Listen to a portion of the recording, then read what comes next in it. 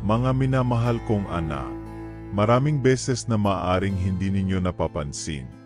Ngunit ako ay palaging nasa inyong tabi. Nakikita ko ang inyong taos-pusong hangarin na maunawaan ang aking salita, na makipag-ugnayan sa akin sa pamamagitan ng banal na kasulatan, at matuklasan ang mga kayamanang nakatago roon. Gayunpaman, alam ko rin na madalas kayong nakakaramdam ng pagkabigo. Binubuksan ninyo ang Biblia, binabasa ito, ngunit parang hindi ninyo lubos na naunawaan. Ito ang dahilan kung bakit kayo nagtatanong, bakit binabasa ko ang Biblia ngunit parang hindi ko ito naunawaan? Ngayon, nais kong kausapin kayo tungkol dito, bigyan ng kaliwanagan ang inyong mga tanong, at tulungan kayong mahanap ang kapayapaan, kaliwanagan, at karunungang inyong hinahanap. Ang Biblia ay hindi basta-bastang aklat. Mga anak, ang Biblia ay buhay, makapangyarihan, at puno ng aking diwa. Tulad ng nasusulat sa Hebreo 4:12. Sapagkat ang salita ng Diyos ay buhay, mabisa, at higit na matalas kaysa alinmang tabak na may 2 talim, at tumatagos hanggang sa pagkakahiwalay ng kaluluwa at espiritu, ng mga kasukasuan at utak, at may kakayahang umusig sa mga pag-iisip at hangarin ng puso. Kapag binuksan ninyo ang Biblia, hindi lang kayo nagbabasa ng mga kwento o salitang nakalimbag sa papel. Binubuksan ninyo ang direktang daan para marinig ang aking tinig. Ngunit ang pakikinig sa aking tinig ay nangangailangan ng paghahanda, tiyaga, at bukas na puso. Bakit hindi ninyo naiintindihan ang aking salita? Madalas, ang dahilan ng inyong pagkahihirapan ay hindi dahil sa aking salita, kundi sa kalagayan ng inyong puso at isip habang nagbabasa. Pag-isipan ninyo ang mga sumusunod na dahilan. Distracted na puso. Marami sa inyo ang nagbubukas ng Biblia, ngunit ang inyong mga isip ay puno ng alalahanin, pagkabalisa, at mga kaguluhan. Mga anak, paano ko kayo kakausapin kung hindi ko natatanggap ang inyong buong atensyon? Kapag binabasa ninyo ang aking salita, kailangan ninyong ituon ang inyong mga puso sa akin. Kakulangan sa gabay ng aking banal na espiritu. Alam ba ninyo na ang Biblia ay isinulat sa pamamagitan ng inspirasyon ng aking banal na espiritu? Kaya siya ang makakatulong sa inyo upang ito'y maunawaan. Kapag walang gabay ng Espiritu Santo, ang mga salita ay maaring magmukhang karaniwang letra lamang. Imbitahin ninyo ako na sumama sa inyong pagbabasa. Kakulangan sa konteksto. Ang Biblia ay mayaman sa kasaysayan, kultura, at simbolismo. Para maunawaan ang kasulatan, kailangan ninyong alamin ang konteksto nito. Sino ang nagsasalita, para kanino ito, at bakit? Huwag magmadali. Maglaan ng oras upang pag-aralan ang salita ng Diyos. Pagiging di matiisin sa espiritual. Gusto ninyong agad makuha ang mga sagot.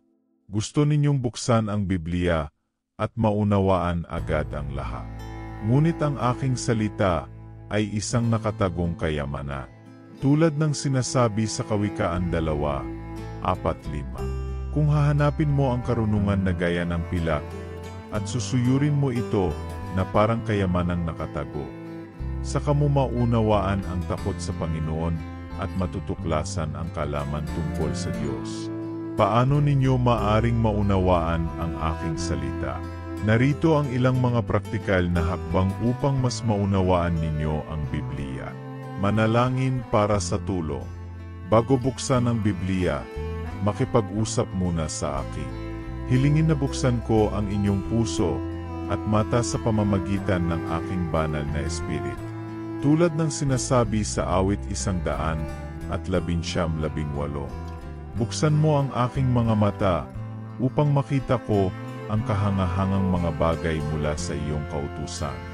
Magsimula sa simple. Huwag agad magsimula sa mga mahihirap na teksto o propesya. Magsimula sa Ebanghelyo, kung saan ipinadala ko ang aking anak na si Jesus, upang magturo tungkol sa pag-ibig at kaligtasan. Ang Mateo, Marcos, Lucas, at Juan ay mga magagandang lugar upang magsimula. Pag-aralan ng may layunin. Huwag magbasa ng walang direksyon. Itanong sa inyong sarili, ano ang nais ituro sa akin ng Diyos ngayon? Isulat sa isang kwaderno ang mga aral na natutunan at kung paano ito may lalapat sa inyong buhay. Magbulay-bulay sa salita. Magbasa ng dahan-dahan, talata bawat talata. Pag-isipan ang bawat salita at ang kahulugan nito. Huwag magmadali minsan. Ang isang talata lamang ay maaring magbago ng inyong buhay. Humingi ng tulong sa iba. Hindi ninyo kailangang maglakbay ng mag-isa. Makipag-usap sa mga pari, mga lider espiritual, o mga kaibigan na nag-aaral na ng aking salita. Sama-sama, maaari kayong magtuklas ng mas malalalim na kahulugan. Magpatuloy. Ang pag-unawa ay darating sa tamang panahon. Huwag kayong susuko. Kahit mahirap sa simula, tandaan na ang bawat pagsusumikap ninyo upang ako'y hanapin ay napakahalaga sa aking paningin. Isang pagninilay, hindi ko kayo iwanan. Mga anak, nais kong malaman ninyo na kailanman ay hindi ko kayo iwanan sa inyong paglalakbay. Alam kong puno ng mga tanong at pag-alinlangan ang mundo. Ngunit ang aking salita ang ilaw na gagabay sa inyo sa dilim. Tulad ng sinabi ko sa Isaias 55:11. Gayon din naman ang aking salita na lumalabas sa aking bibig. Hindi ito babalik sa akin ng walang kabuluhan, kundi magagawa nito ang aking ninanais at magtatagumpay sa layunin kung bakit ko ito ipinadala.